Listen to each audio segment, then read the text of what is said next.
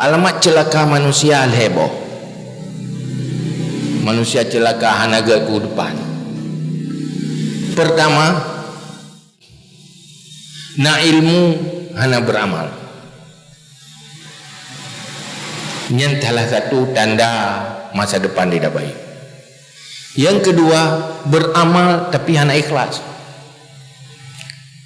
Yang ujung ji hana gati. Yang kelih, tanyo bergaul dengan orang baik-baik tapi tidak mengikuti kebaikan. Ngon tu cukup gak-gak, draw dah hitam gak. Ulung menjih cukup tahu, ngurung je cukup gak-gak ngon tu. Itanya umpocah tak. Artinya hanya terpengaruh dengan kebaikan orang yang dekat dengan dia. Berada di lingkungan yang baik, bergaul dengan orang-orang baik, tapi kita tidak baik. Igini ring kita nyona urung mita ilme, kita nyo mekleh hana ada permun.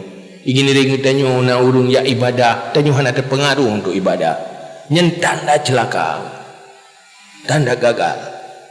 Apa hitam pengaruhnya? Mungkin nganggu kalang gok macam pengaruh, nyo tak pakar hang ja. Tak trom ke hang ja. Hang hitam terpengaruh hadir ke tempat-tempat baik. Itu tanda tidak baik. Tanda rugo, alamat syakawa.